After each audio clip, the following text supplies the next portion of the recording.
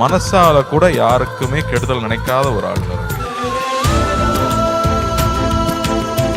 அவனால நினைக்க முடியாது. he is not made like that. அதனால இன்னைக்கு அவன் வந்திருக்கிற தூரமாகட்டும், ரவியோட இன்னொரு சைடு நமக்கு யாருக்கும் தெரியாது. நான் சொல்லிட்டே இருப்பேன், ஜாலியா மட்டும்தான் இருப்பாருன்னு நினைக்கும் போது சினிமா நல்லா தெரியும். ஒரு ப்ராப்பர் ஃபிலிம் ஸ்டூடெண்டா வேர்ல்ட் சினிமா அப்சர்வ் பண்ணிட்டே இருக்கிற ஆளு.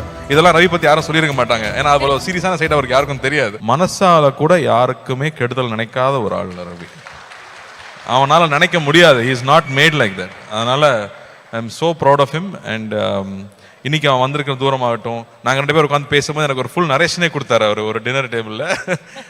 அவர் டைரக்ட் பண்ணி அவர் நடித்து நாங்கள் 2 பேர் நடிக்கிறதுக்கு ஒரு கதை முதல்ல பேசிட்டோம், ஆல்ரெடி பேசியிருக்கோம். So I was very surprise. Ravi comedy பண்ணிகிட்டே இருப்பான். ஆனால் ரவியோட இன்னொரு சைடு நமக்கு யாருக்கும் தெரியாது. நான் சொல்லிட்டே இருப்பேன், ஜிம் கேரி அளவுக்கு ஒரு சைடு ரவி இருக்கு.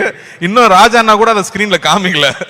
ஐ திங்க் அது இப்போ நம்ம யோகி பாபு பண்ற படத்துல அது எல்லாத்தையும் நம்ம பார்ப்போம் நான் நினைக்கிறேன்.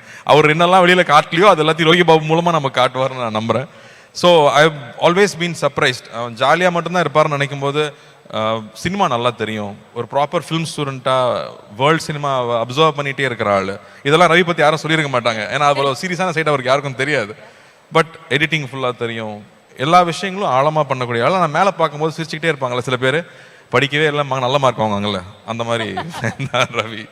So wishing him all the very best. இந்த படம் பெரிய வெற்றி பெறணும். I am so happy to see everybody here. Genelia, Riteish, Shivana and S Surya sir, Shraddha, hi Shraddha, and everybody here. So happy to see everybody. Siva, ஒரு கேங்காக உட்காந்து செட்டில் ஆகிட்டீங்க. மணி நீ வந்துட்டியா? ஓகே. அப்போ அங்கே என்னெல்லாம் ஓடிட்டு இருக்கேன்னு நமக்கு தெரியாது. அங்கே வந்து நான் வர்றேன்.